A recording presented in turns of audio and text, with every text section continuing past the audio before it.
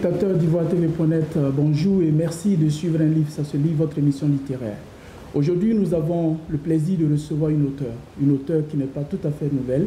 Elle est une personne bien familière à la maison Ivoire TV, puisque en tant qu'auteure, poétesse, elle nous avait déjà proposé une œuvre, un recueil de poèmes, il y a de cela quelques années.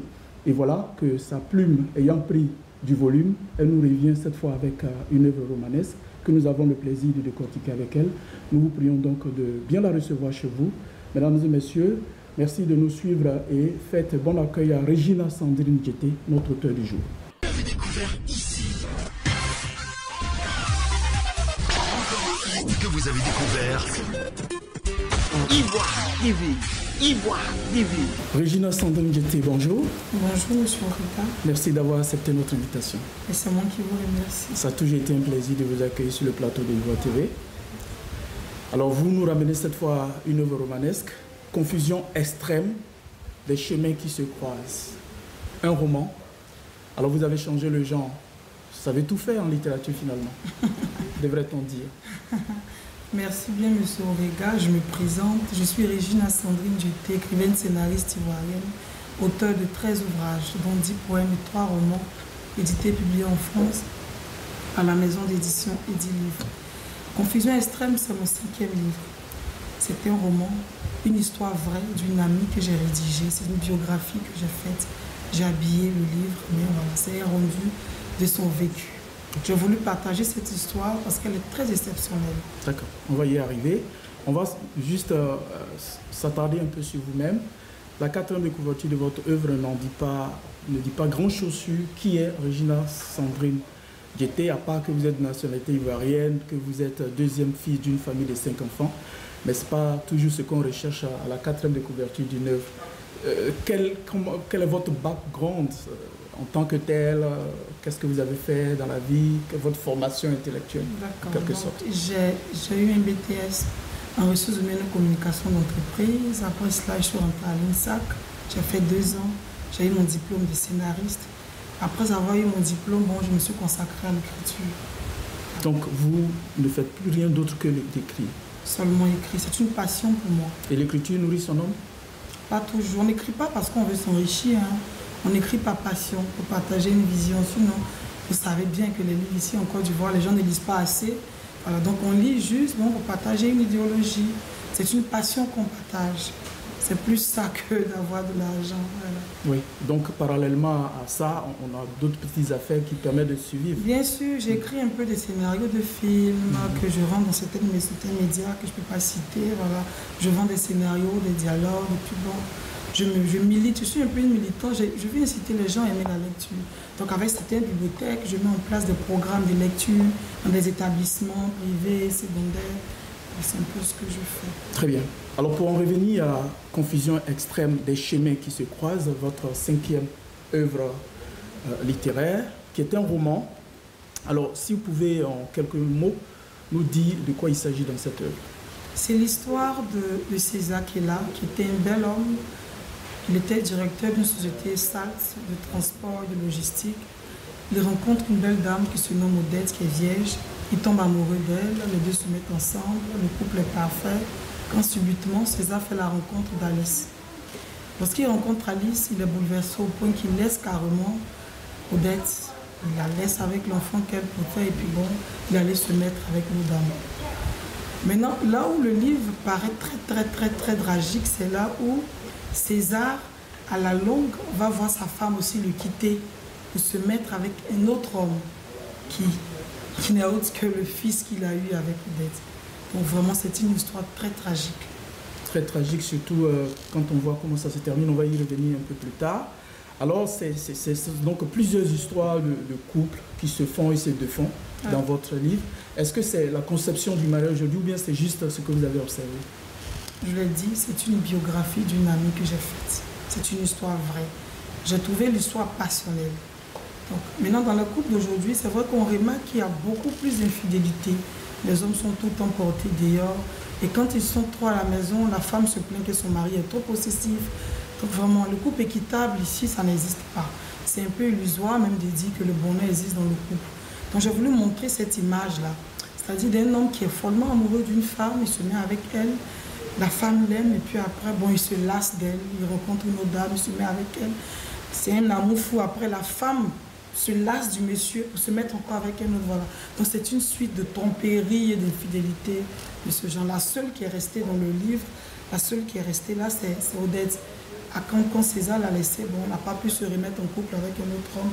Elle est restée comme ça, seule, jusqu'à ce qu'elle décède à la suite. De façon dramatique, De façon dramatique, oui. Quand elle a su que son fils est mis avec la femme, justement, qui avait causé la rupture entre elle et son mari. C'est ça. Alors donc les couples et les foyers, c'est les lieux où la déprime est présente. Les gens font de la dépression, bien sûr. D'ailleurs, le mot est plusieurs fois revenu dans votre... Oui, bien sûr. Et puis c'est vraiment triste parce que avant les gens se mettaient en couple pour vivre un amour fou. Aujourd'hui, tu entends les femmes disent, bon, mon mari, je sais qu'il me trompe, mais bon, je fais avec. C'est triste. Il n'y a pas d'épanouissement dans le foyer. C'est pourquoi il y a certaines femmes qui font le choix de rester seules.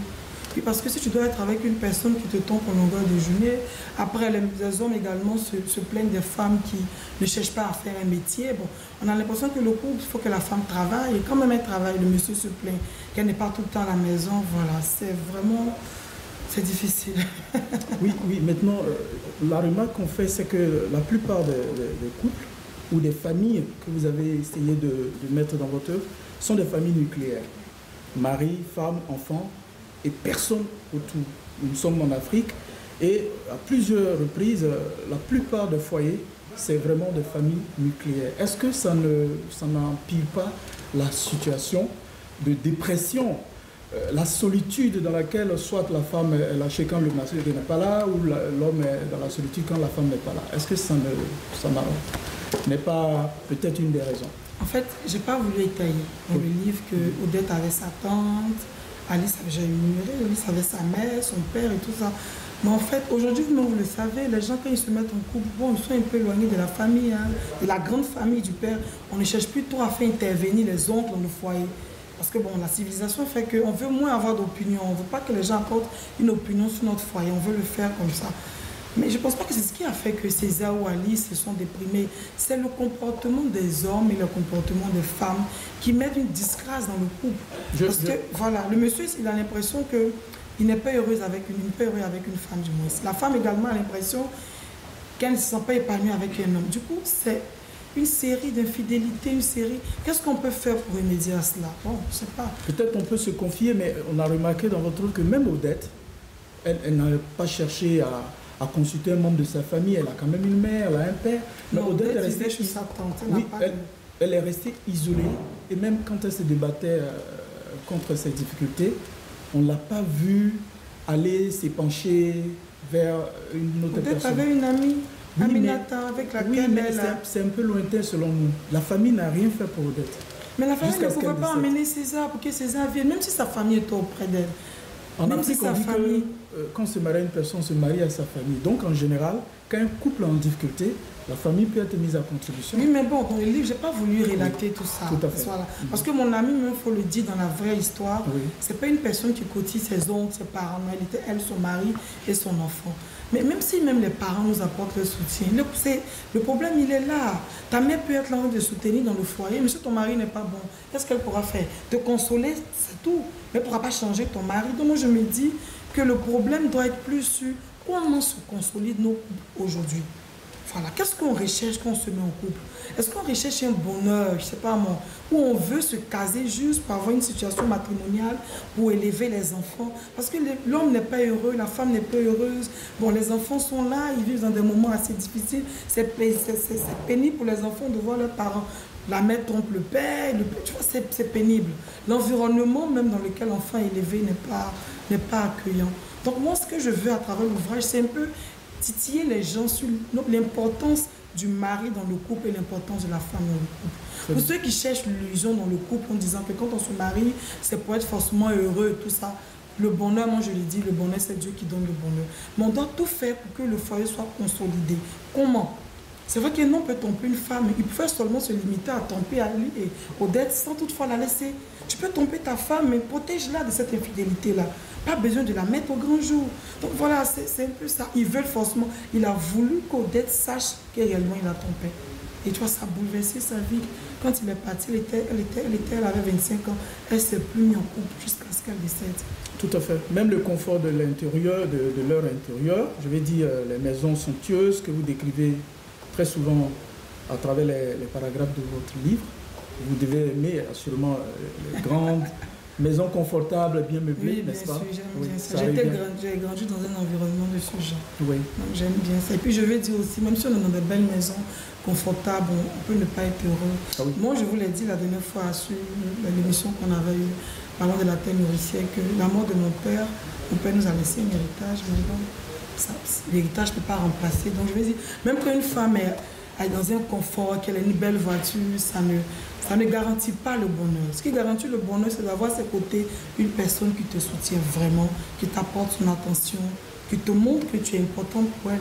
Mais bon, tu as de l'argent, tu es riche, dans un bonheur, c'est plus un bonheur matériel qu'un bonheur émotionnel. J'allais vous prendre au mot. Ouais. Tu as de l'argent. Vous êtes revenu souvent sur les salaires de vos personnages. Vous avez même cité des salaires assez consistants, assez intéressants. Mais malgré tout ça, le bonheur n'est toujours pas là. C'est encore une autre façon de dire que même le confort, l'argent, tout ça, ça ne peut pas construire le bonheur conjugal. Ce qui peut construire le bonheur conjugal, c'est l'amour des deux conjoints, c'est le respect de l'un et de l'autre, c'est la convivialité qui se crée dans le foyer, la complicité. Moi, quand je regardais Père son âme, l'amour qui est avant mon père et ma mère, je rêvais du mariage. Je me disais en fait que si je tombais sur un homme, ça allait être comme ça. Parce que mon père était fou amoureux de ma mère. Je ne sais pas s'il la trompait, parce que moi j'étais petite, je ne sais pas. Mais ma mère était heureuse dans son foyer. Mais il serait important que de nos jours, les couples se consolident plus sur l'amour et le respect. Sur l'amour. Parce que quand tu respectes l'autre, il y a des choses que tu ne peux pas le faire, parce que tu le protèges en quelque sorte. Quand il n'y a pas de respect, c'est là qu'un homme peut montrer à sa femme qu'il la trompe. Quand il n'y a pas de respect dans le quartier, même il pavane avec des filles de part et d'autre. Donc que le respect et l'amour soient la base de nos foyers. C'est vraiment très important. La femme, c'est un être qui est très sensible, on le sent dans votre livre. En même temps, vous dites, vous êtes souvent revenu sur sa douceur. Une femme doit se caractériser essentiellement par sa douceur, et peut-être d'autres qualités. Vous pouvez revenir un peu dessus? Bien sûr, une femme doit être douce. Parce qu'une femme est trop agressive, bon, voilà, ça ne plaît pas. Une femme doit être douce, elle doit être tempérante, elle doit avoir la bénignité, elle doit avoir tous ces caractères-là. Mais aussi, moi je le dis, hein, pour certaines femmes, la soumission, elle attribue à l'esclavage. Dans un foyer, une femme doit être soumise à son mari. Une femme ne doit pas être soumise à son gars. Elle doit être soumise à son mari. C'est-à-dire? Oui, parce que les petits copains, là, les filles, ils exigent que les femmes soient soumises. Tu ne l'as pas mariée légalement, tu ne l'as pas dotée, elle ne peut pas être soumise à toi. La Bible même l'a clairement dit, la femme doit être soumise à son mari. Mais en retour, l'homme doit aimer sa femme. Aimer sa femme, c'est contribuer à son bonheur. Aimer sa femme, c'est la protéger du mal. Aimer sa femme, c'est lui montrer des attentions pour qu'elle se sente spéciale. Il y a des personnes qui mettent leur femme au foyer, mais qui oublient même qu'ils ont une femme. Elle est délaissée carrément. Ils ne prennent même pas soin d'elle. Alors la femme, qu'est-ce qu'elle va faire? Pour les femmes qui sont pudiques, qui n'aiment pas aller de part et d'autre, elles dépriment, elles se renferment, elles s'isolent dans la religion. Tu vois, il y a des femmes aujourd'hui, elles s'attachent à Dieu parce qu'elles n'ont pas un autre secours. Elles ne savent pas comment elles vont faire. Donc ce serait vraiment bien que les hommes aujourd'hui aient en eux le réflexe de montrer l'amour et la compassion envers les femmes.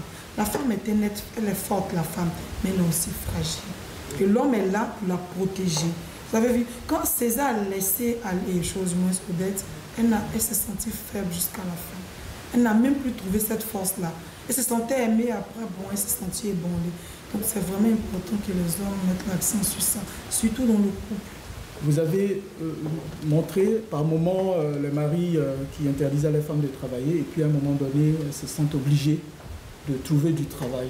Et moi, je n'approuve pas l'idée où un homme te dit, par exemple, reste à la maison, je vais prendre soin de toi, même si le monsieur il est milliardaire. Moi, je dis, le travail, c'est la source d'épanouissement. Il ne faut pas priver sa femme du travail. Et les femmes doivent travailler. Pourquoi? Pour s'affirmer elles-mêmes. C'est tellement valorisant de dépenser son propre argent que tu as gagné, toi en tant que femme. Moi, un homme peut me faire un cadeau, hein, ça me plaît. Mais ce que je gagne par mon travail, vraiment, je chéris chaque centime. Pourquoi? Parce que j'ai l'impression que je me suis rendue moi-même utile à ce que je fais. Donc, heureusement, aujourd'hui, quand tu regardes les femmes, il n'y a pas de femmes qui s'asseyent. toutes les femmes sont devenues battantes. Tu vas voir la jeune fille, elle a son petit coin là, elle a mis sa table, elle vend sa banane, une autre. Vraiment, les femmes sont de plus en plus battantes. Et celles qui se laissent là aller, qui veulent que les hommes prennent soin d'elles, moi, je les incite à travailler. Parce qu'il ne faut pas rester là au crochet d'un homme. Le jour, il va te laisser, bon, tu resteras là sans sou. C'est pourquoi c'est très important pour une femme de s'affirmer par son travail. C'est vraiment important. Très bien. La confusion extrême, c'est plusieurs personnes, finalement, qui ont le même sang, qui se retrouvent impliquées dans des relations charnelles et tout ça, parce que ignorant l'identité réelle des uns et des autres. Et c'est une histoire, vous nous dites, c'est une histoire réelle que vous avez récupérée pour le rendre sous forme romanesque. Oui, en fait, l'histoire même, la dame, elle a rencontré un homme, Alice, je ne parle plus d'Odette, maintenant d'Alice. Alice avait vraiment papillonné partout entre homme et homme. Elle fait la rencontre de César, un bel homme. César tombe amoureux d'elle, lui demande le mariage. César lui dit qu'il est célibataire, il n'a pas de femme dans sa vie. Alors elle accélère pour qu'il se marie légalement. Dès qu'il se marie légalement, il l'empêche de travailler, il prend soin d'elle, elle a un salaire par mois, il reste à la maison, il s'occupe d'elle. Arrivé à un certain moment, Alice ne se sent plus épargnée dans le foyer. De l'autre côté, Odette a élevé seul son fils, qui se nomme Kevin. Elle a pris soin de son enfant qu'elle a eu avec César. L'enfant va grandir et tout ça. Donc Alice ne se sent plus épanouie, elle commence à sortir. Dans ses balades, elle tombe sur Kevin, qui est le fils de César, mais elle l'ignore. Elle tombe amoureuse de lui, ils se mettent ensemble, ils font un enfant. César déprime de voir sa femme le quitter. Il retourne voir Odette pour lui demander pardon et pour s'excuser du mal qu'il avait fait. Et Odette va maintenant chercher à montrer le père au fils. Donc, Alice, même, il faut le souligner, quand elle a rencontré Kevin, quand il a dit qu'il s'appelait Kéla, ça l'a un peu fait titiller. Comment se fait-il que tu as le même nom que mon mari, mon ex-mari, et tout ça. Donc, César ne va pas s'en remettre de la dépression. Quand elle va le quitter, vraiment, il va se mettre dans un isolement, mais ça va faire pitié, il va laisser ses bras pousser. Il sera malheureux de voir Alice le quitter. Alice va se mettre en couple. Alice avec César ont eu un enfant qui se nomme Armand.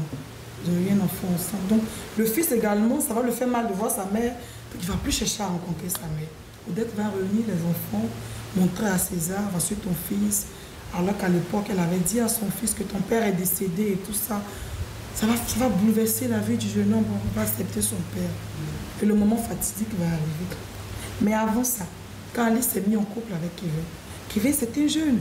Donc à chaque fois, il veut tout le temps aller avec sa femme. Alice a pris de l'âge, des positions qu'elle ne peut plus faire. Kevin va commencer à tromper Alice. Et avec qui? Avec Céline, qui est la copine d'Armand. Armand, qui est le fils d'Alice. Voilà. Donc vraiment, d'où la confusion. Et puis, ils vont se mettre ensemble comme ça. Ils vont vouloir même divorcer, c'est-à-dire se séparer de l'autre jusqu'à ce que la vérité éclate le jour. Et qui va emporter Odette. Ouais. Elle va faire une attaque le jour où tout cela va... Voilà, Alice va demander, mais tu vas aller voir ton père, est-ce que je peux le rencontrer? Il va dire oui. Donc ils vont organiser un événement comme ça et puis ils vont aller, ils arrivent. Armand est surpris de voir sa mère. César aussi est étonné de voir Kevin, mais ça c'est quoi?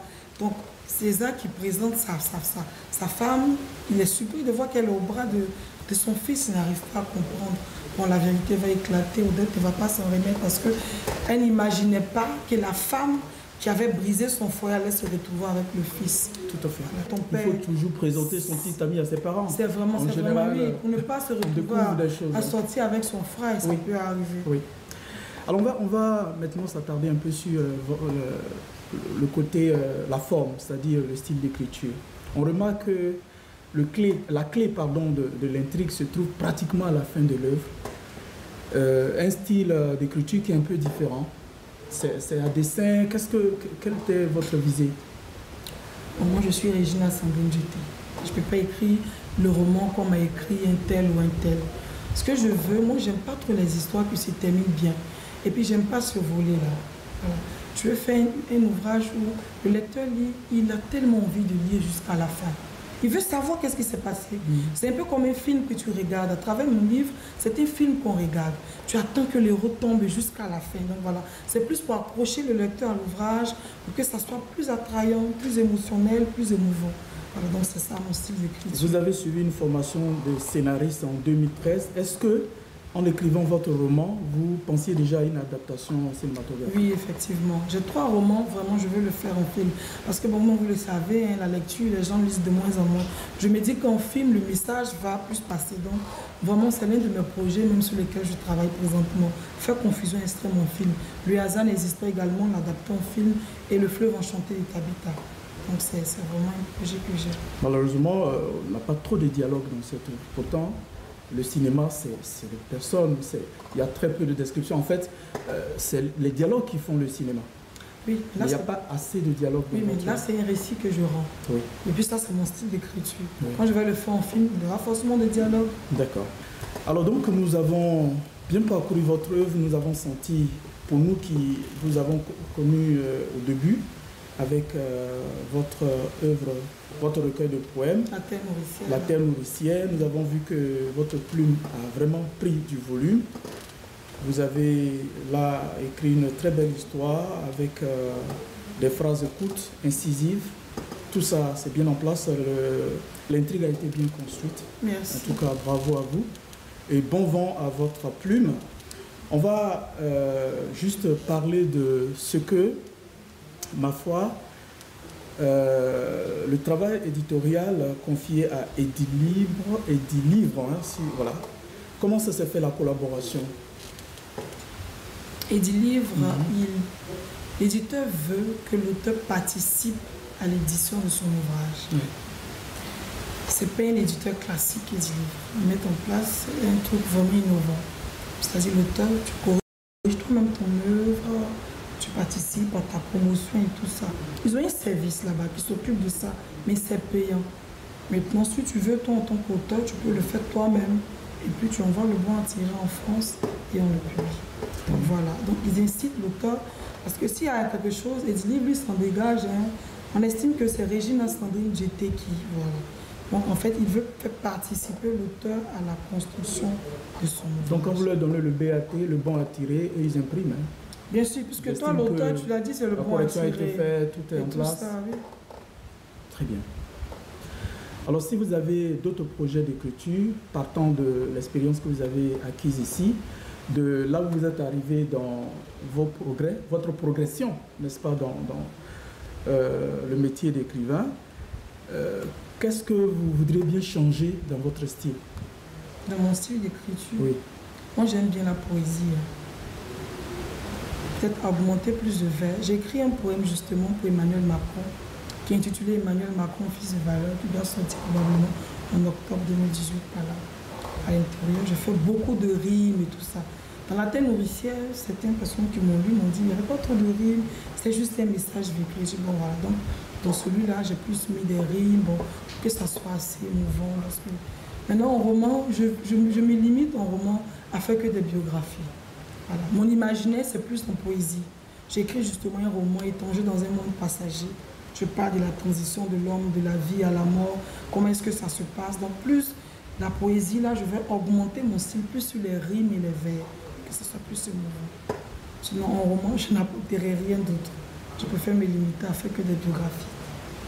Très bien. Mais quand une biographie est romancée, comme c'est le cas, on admet qu'il y a parfois des retouches, on arrondit les angles pour ne pas rendre les choses telles quelles. Bien sûr, mais c'est ce que j'ai fait dans Confusion extrême. J'ai habillé l'histoire avec des descriptions sur le lieu, sur les demeures, voilà. Même sur les personnages. Dans la vraie histoire, César n'était pas ce César-là, mais bon, j'ai augmenté d'argumentation pour que l'histoire soit belle. Et quand le lecteur lui dit tout de suite, il s'imprègne de la vision de l'auteur. C'est ce que j'ai préféré faire. Très bien. Avant de conclure cette émission, nous allons rebondir sur un détail. Vous décrivez des lieux avec trop de précision, des lieux qui existent vraiment avec des appellations qui sont celles qui sont utilisées dans la vraie vie, des églises, des quartiers précis, certainement des endroits où vous êtes passé, vous avez la famille, etc. Bien sûr. Pourquoi vous ne cherchez pas à faire du roman en j'aime pas donnant des noms qui n'existent pas dans la vraie vie? J'aime pas l'illusion, j'aime les choses vraies. Justement, quand je parlais de l'église du christianisme céleste, je suis chrétienne du christianisme céleste, c'est ma paroisse que j'ai citée. Et les quartiers que j'ai énumérés, c'est là où je suis allée. Comme c'est une histoire vraie, j'ai voulu le mettre dans un cadre vrai. Je n'ai pas voulu créer un cadre imaginaire. La seule chose que j'ai changé, c'est les noms. Ça, c'est imaginaire. César et Alice. Sinon, le cadre, le local, les villes, les communes, tout est vrai. C'est fait exprès. Voilà. Pour que celui qui lit se sente, voilà, il a l'impression qu'il a assisté à la scène en même temps que l'auteur qui le rend. Merci beaucoup Regina Sandrine Djeté, merci d'avoir accepté notre invitation. Nous espérons que votre cri de cœur sera entendu par les nombreux éditeurs ivoiriens qui sont tous des professionnels et aussi qui donneront leur chance donc à ces nombreux auteurs. Mesdames et messieurs, nous avons, comme vous avez pu le noter, pris beaucoup de plaisir à échanger avec Sandrine Djeté, Regina, cet auteur qui est en train de se faire sa petite place au soleil avec ses œuvres engagées à sa manière, qui a une façon particulière à elle vraiment de rendre ses convictions à travers ses ouvrages. Nous vous recommandons donc vivement Confusion extrême des chemins qui se croisent, édité à Eddy Livre. En attendant de recevoir un autre auteur, nous vous disons merci de nous suivre et au revoir. Vous avez découvert ici. Que vous avez découvert Ivoire TV. Ivoire TV.